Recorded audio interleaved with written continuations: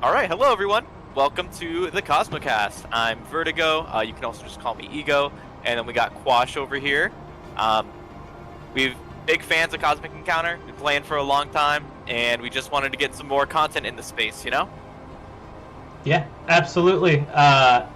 We're super excited to go over this with you guys today. We're going to be talking about one of the more obscure powers that we personally haven't had a ton of experience in our many, many years of playing the game. Um, and yeah, let's get right into it. Who we're working with today is the Vector. All right, you receive opposite rewards. Okay, so just to go over real quickly, reading the power, you have power of direction. So after you accept an invitation to become an ally, use this power to choose which side your Vector token is face up, either its normal or its reverse side. If the reverse side is face up and your side wins the encounter, you gain the effect of winning as though you had been on the other side of the encounter. If the normal side is face up and your side of the encounter wins, you gain the normal effects of winning. This power overrides other effects that change what happens if you win. So, Ego, do you think you could simplify maybe what this does? Yeah, absolutely. Basically, when you specifically accept an invitation to be an ally, you have a special token that you're going to flip up. If it is on one side, then you're going to get normal rewards. If it's on the reverse side, you're going to get the reverse rewards. And what's great about this power is that it overrides other effects that would change what happens when you win, such as the reverse rewards card. I believe it's a artifact. I think there is an artifact that does it, and there's also a hazard that will cause that to Yes, happen. yes. So there are a couple different things that can cause that, but this will override it. You will get whatever your token allows. Another good thing to note is that once this token is out, it is permanently out. It is a passive part of the power for it to be on the top or on the normal side or on the reverse side. The use of this power is simply your ability to flip which side is face up. Yeah, and just to throw it out there too, there may be some things that we assume, get wrong, or have house ruled and don't even know it. So if you guys have any gripes with how we ruled things, or maybe have some sources that you can cite for us, we're always welcome to hear some different interpretations. Yeah, absolutely. Feel free to mention to us in Discord and comment section anywhere at all. However you can communicate with us. Let us know what we could do better, or if we get something wrong, or if you guys have even more ideas that we don't even cover when we're going over this. Yeah, absolutely. Well, with the basic premise of the power out of the way, let's talk about some of the strengths about this power. Quash, what would you say are some of the strengths of this power? Yeah, so the strength of this power is that whenever you ally, you get to just decide what you're receiving as a reward for allying, whether you are going to be getting a colony or getting defensive rewards. And being able to decide between both of those in any given situation is fantastic, because you want colonies to win, or if you have a really weak hand of cards that you don't like using, or if you have a handful of negotiates and it's your turn coming up, maybe you can get cards. So this gives you the capabilities of getting whatever it is you need to further your game plan. Yeah, and unfortunately, probably one of the only, I guess, strengths this power has, because to kind of touch on some of the weaknesses, it really makes you an undesirable ally to have to both sides. If people know that you're trying to get those foreign colonies and cheat them out, they're not going to want you on their side.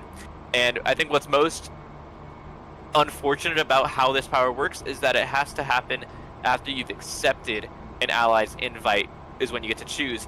So if you're allying through a method that's not choosing, you're not going to get to control when that happens. And additionally, because you're having to wait until that point to declare what it is, I think it locks you into your choice. If you were able to say at the start of the alliance phase, choose when you would do it, people would say, oh, he's not going to go for the foreign colony this time, so it's okay to invite him. But because you're having to lock in kind of later into that phase, that even more so makes you a less desirable ally to have. Yeah, absolutely. That is by far the biggest and really the only weakness that this power brings, is that you are completely reliant on other people inviting you to ally. Or in other words, you're reliant on being an ally in order for your win condition to be fulfilled in getting colonies or getting cards through this.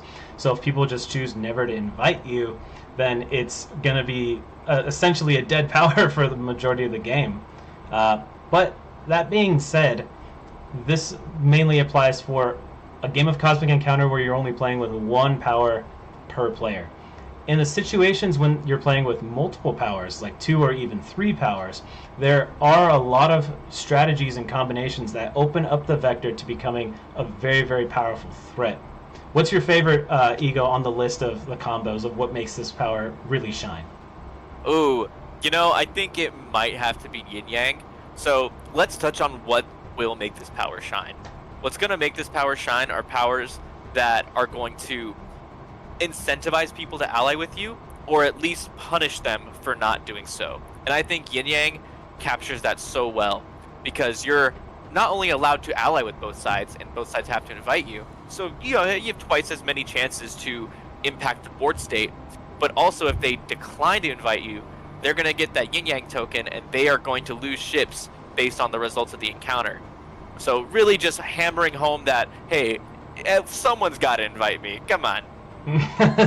Yeah, no, you're making yourself, you're forcing them into a very uncomfortable position where they don't want you to get whatever bonus you have, whether you're getting rewards or getting a colony. They don't want to willingly give you that power. They want to avoid inviting you, and the Yin Yang gives them a really, a really big drawback to choosing to do that.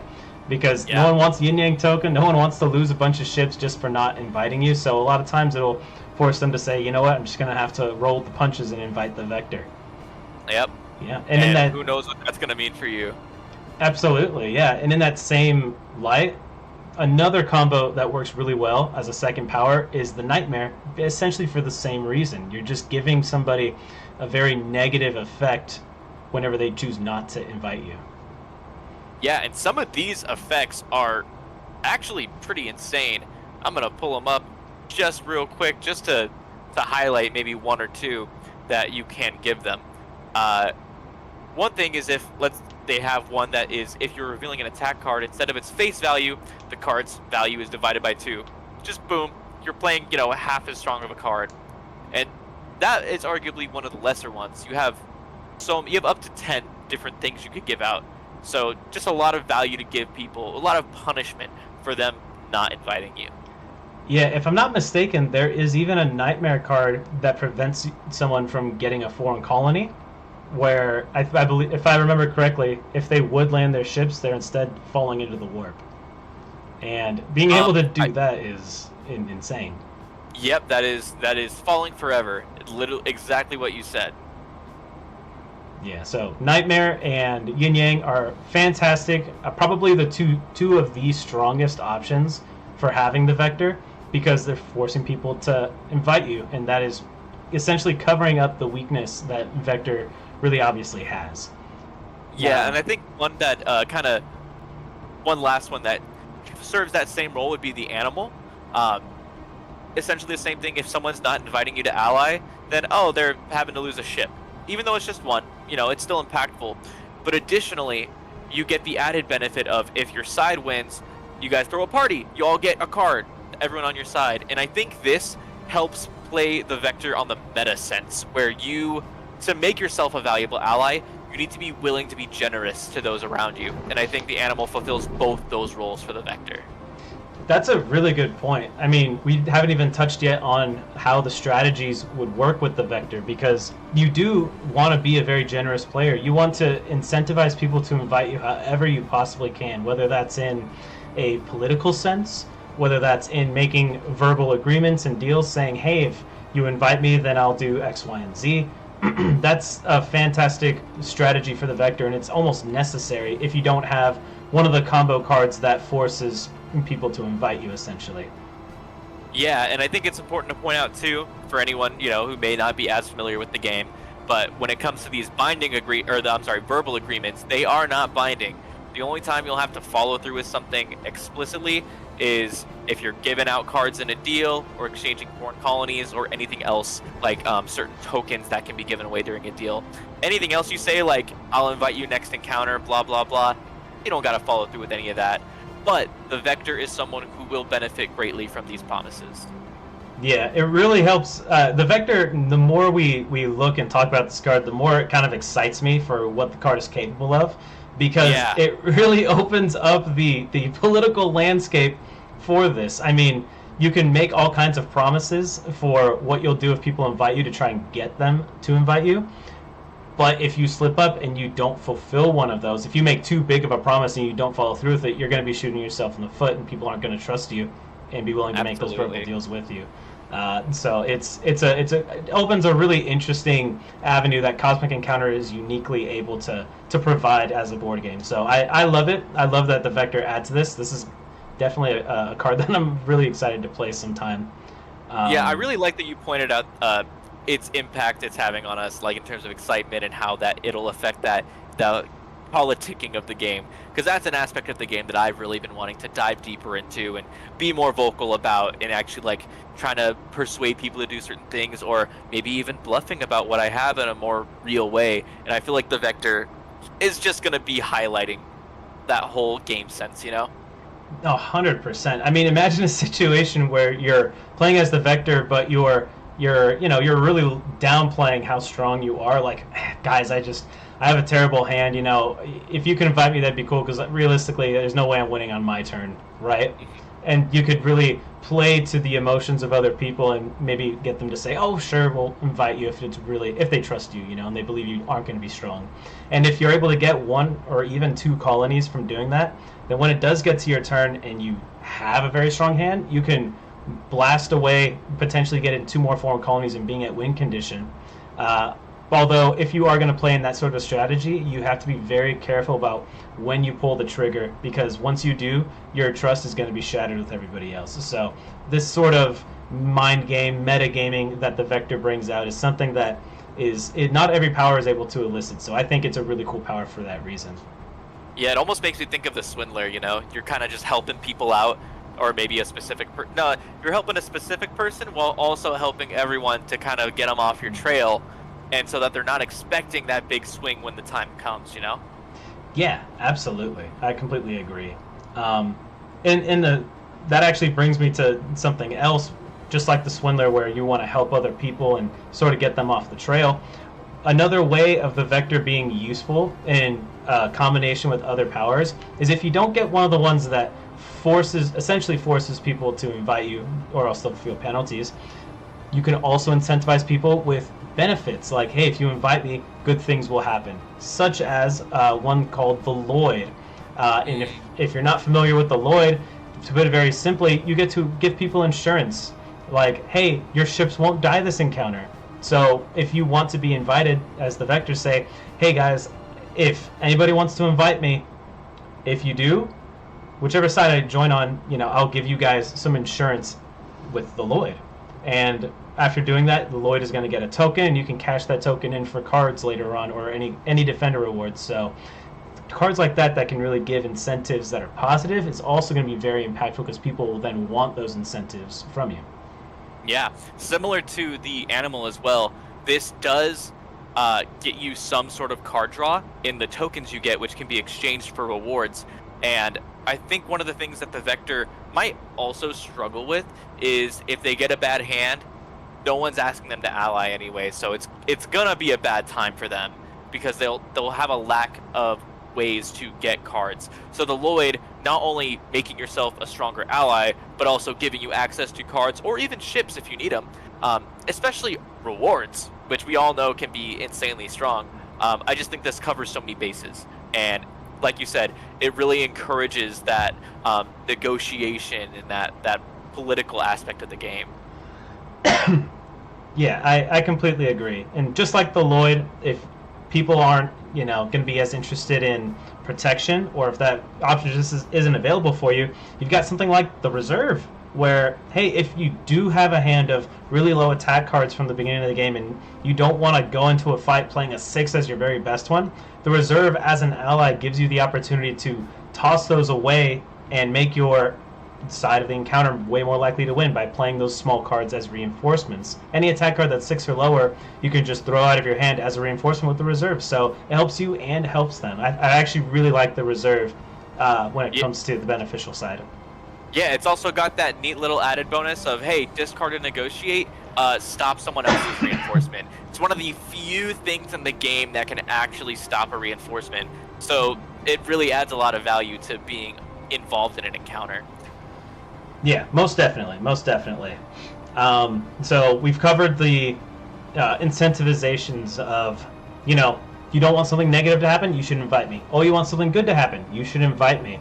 Aside from those, there are a few more niche, more interesting options, and one of those that is the biggest, in my opinion, the most interesting is the magnet. Now, for those of you who aren't familiar with the magnet, it essentially gets to change some things that happen when you do ally. So if for whatever reason, excuse me, if they're not aware that you're the magnet, like if you're playing in a hidden powers variant of Cosmic, the first time you get to become an ally, the magnet is going to let you change either the side of one of the other allies, or it's going to let you change the number of ships that another ally has in the encounter, which can very much swing the advantage to your side's favor. And yeah, such a unique power. Not a lot of things will impact this aspect of the game, and it can be very fun. I do feel like the magnet can end up maybe being like that third alien pick. If you have Vector and something else that works better with it, Magnet's going to be that third one. But like you said, just because it's niche doesn't mean it's like just totally ineffective. It can disrupt the encounter itself significantly. It's not always going to be the thing that's going to draw people into inviting you. Yeah, for sure. So the magnet is definitely a more niche scenario, but it's fun nonetheless. I mean, yes. when you're playing Cosmic and you find a combination of powers that are just fun to play, a lot of times you're playing Cosmic not to win and be the best competitor in the world. You're playing to have a good time, and the magnet causes just such a fun little mix-up of things that are going on. Because who knows? Maybe there's a game where someone is always willing to invite you, so you always get to use the magnet and really mess around with the other allies involved, and that can in some ways benefit the main player who you're on the side of, and that's another opportunity to make a verbal deal. I mean, hey, if you invite me, I can lower the multitude's number of ships from 4 down to 1. That's a very big possibility. I mean, that's so true. Yeah, so you do still get leverage by having the magnet paired along with the Vector. Maybe not as strong of leverage as with the other more mandatory powers, but it's still cool, fun, and could be very helpful nonetheless. Yeah, absolutely. And I think one other power that I don't think we mentioned yet, that I know we had on the list that I just wanted to briefly go over, is the Cavalry. So with this one, all you're really doing is, as an ally, you're also playing an encounter card. And if you play an attack, it's going to add to your side's total. If you're playing a negotiate, you're going to get compensation. It may not be the best situation to use, but I mean, it provides decent value, and it's a good way, for you to kind of get cards out of your hand if you need to. But I would say the reserve, I think, covers that front a bit better, in my opinion. Yeah, the one thing that the Cavalry can do that the reserve can't, though, is if it's a very important encounter, like let's say you're in a situation where the offense is at 4 colonies, the Vector's at 4 colonies, they're willing to win together. The reserve can only get rid of cards that are 6, or attack cards that are 6 or less. With the Cavalry, you could play an attack 40 if you wanted to, and just add 40 into your side's total. It's very powerful, very big in that moment to be able to help. That's true. If the Vector is able to get to that point in the game, props to them for making it work. And if someone's willing to invite them to ally, I mean, shoot, you guys could super win together if you got a power like Cavalry. Absolutely. Some honorable mentions that are always just going to be good in most situations, but especially so with the Vector. The Parasite. I mean, being able to ally no matter what is always going to be valuable. So that's obviously going to be helping out the Vector with its game plan of getting those foreign colonies or getting those rewards. Although one thing that you might not catch on first read is that for the Vector, it specifically says after you accept an invitation to become an ally, that's what allows you to flip which side your token is facing. Now the Parasite and the Moocher as well, those powers get procced when someone doesn't invite you. So you won't be able to use those to help flip the side of your coin, but hey, if the coin is already flipped in the direction that you want, then you're not really worried about it. You still get to join the encounter and get the benefit that you were looking to get. You just don't have as much control. Yeah, absolutely. And Parasite, above all, is just one of those powers that throw into almost any game, and it's gonna do some work. You're an immediate threat. You're only gonna be, targeted when you're the defense in most cases. It's just powerful. It keeps you super involved. It allows, it enables so many as any player or as ally powers. It's a wonderful, wonderful card. And then similarly, Moocher, I've only really noticed how strong it is in recent games, especially in smaller games where you're kind of just instantly getting colonies and just setting up shop wherever you need to, knowing that and I believe there's no limit on the amount of couch tokens you can put out, so you could just be popped up in every single colony if you needed to, or every single system. And the fact that it allows you to then also call shotgun and join an encounter, it's just so good. Yeah, absolutely. The Moocher and Parasite are good cards that work with the Vector in just that they have kind of the same game plan. But if you're ever looking to make the best combo possible with the Vector, my recommendation is, if this is your first power and you have one or two others that you're going to be playing with, if you ever come across the Nightmare, the Yin Yang, or maybe Reserve and Lloyd, I would say that those would be the absolute best choices in combination with this power. So always keep your eye out for those if you're playing a multiple power game. Yeah, I know I'm definitely going to be on the lookout for some of these in my next game. Yeah, if I ever finally get to play Vector, because I think I've maybe played this card one time in all the years of playing Cosmic. It just never comes up, man. It never comes up. Yeah, that's the issue when you have hundreds of powers in a board game. But that's also the thing that we love about Cosmic. Every game is going to be different. So. Yeah. Now to kind of go on to some counters for this, there are some things innately in the game that will just counter this ability. Namely, a force field is going to be the strongest base card you have besides a Cosmic Zap that is going to shut down what the Vector is trying to do without needing to zap its power. You could say some certain hazards might impact it as well, but again, keep in mind that a reverse rewards card is not going to change anything happening with the Vector. We also have some powers that do negatively impact the Vector, notably the Mesmer. And the Mesmer is just good because that one allows you to play any artifact as any other artifact. So, you could Cosmic Zap it, but let's say you get the Cosmic Zap or any sort of artifact kind of after the Vector has procced its ability. Hey, make it a force field instead. Serves the same purpose. Yeah, it's just so good. It really highlights the reason why the Mesmer is so good is because Force Field is a card that it can utilize. It's so good. When your entire game plan revolves around being an ally, and there's a card that just stops you from being an ally, it's so impactful. I mean, it really speaks to really why the Vector isn't a top tier power in terms of trying to win games, because it's got one game plan. It's got a one-track mind in that sense. It's got tunnel vision. You can only really have success by being an ally. So cards like Force Field and powers like the Mesmer really hurt that. And to add on to that, another power that kind of hurts the Vector is the Muckraker. And if you're not familiar with the Muckraker, essentially, as long as it's involved in an encounter, it can accuse any allies of subversive intent. It's going to force you to discard a card, and if your card doesn't match the one that the Muckraker discarded, then you don't get any benefits of allying. And so it just will stop you from getting what you're there for. Mm-hmm. And, hold on. I do want to double check something. That's crazy.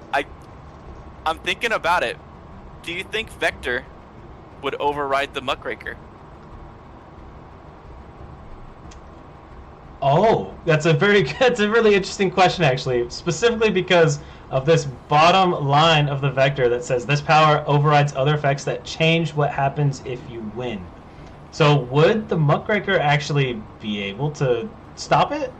I feel like it would, because the Muckraker is basically saying, oh, if you win, you get nothing. Whereas Vector's like, but I already said I'm getting what I get. Yeah, that's true. I think in order to know for sure, we'd have to take a look at what the Muckraker does, which I can do here, actually. So if I move over, and let's just search.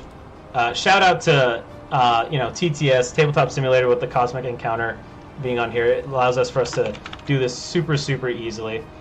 But yeah, yes. And shout out to the people who have worked on this Complete Edition mod. Getting to use the Cosmic Odyssey stuff in TTS is truly a joy.